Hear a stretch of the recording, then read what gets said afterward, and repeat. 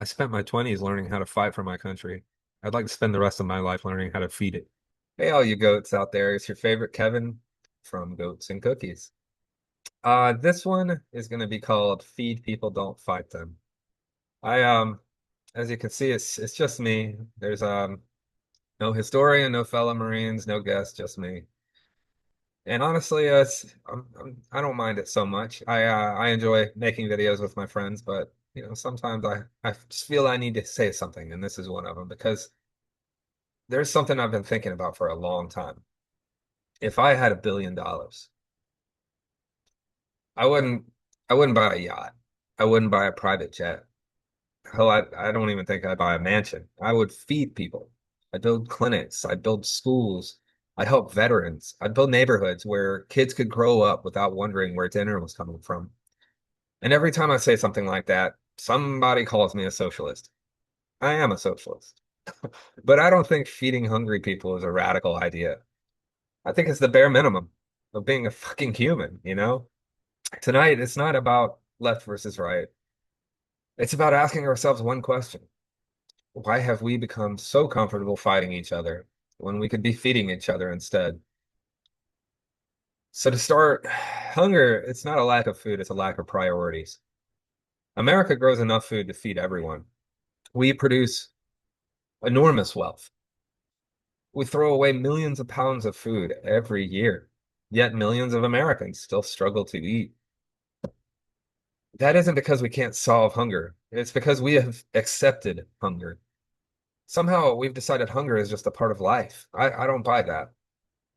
When did we start treating basic human needs like optional luxuries instead of responsibilities we all share?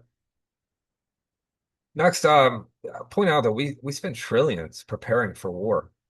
Imagine if we prepared for peace the same way. Imagine if we treated teachers the same way we do fighter pilots. We treated doctors the same way we treat generals, engineers like admirals. Imagine if ending poverty was considered a national security issue. Because honestly, a hungry kid in Detroit scares me way more than any enemy halfway across the planet. I would ask all of you, what would America look like if we measured strength by how many people we lifted up instead of how many enemies we could destroy? Moving on, I learned more about community in the Marine Corps than anywhere else. People always laugh when I say this, but the Marine Corps taught me socialism before I ever read anything about socialism. Nobody asked you if you earned your chow. Nobody checked your bank account before you went to medical. Nobody said, "Oh, sorry, you can't sleep in the barracks this month." We took care of each other because that made us stronger, not weaker. The mission, it came first. People made that mission possible.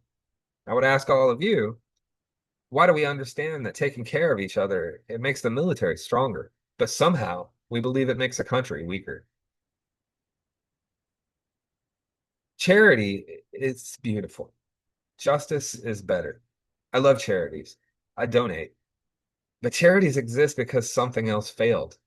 Nobody should need a GoFundMe to survive cancer. Nobody should have to beg strangers to feed their kids. Nobody should lose their home because they got sick.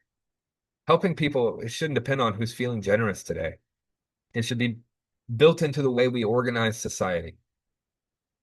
For all of you, I really am curious. What's the difference between a compassionate society and a charitable one?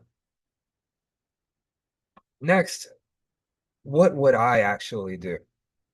People always ask socialists, so what's your solution? Here's mine. I would guarantee healthcare. I would feed every kid at school. I would house veterans before luxury developers get another tax break. I would invest in trades. I would make college affordable. I would strengthen unions, and I would tax wealth fairly.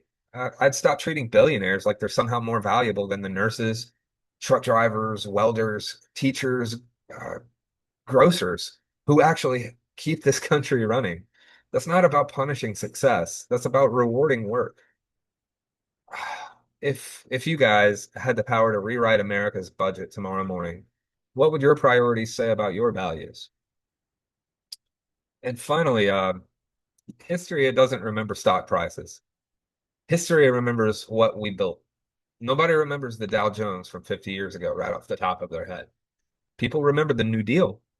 They remember the GI Bill. They remember Social Security, the Civil Rights Movement, the interstate highways, public libraries. These things made ordinary people's lives better. That's what lasts, not quarterly profits.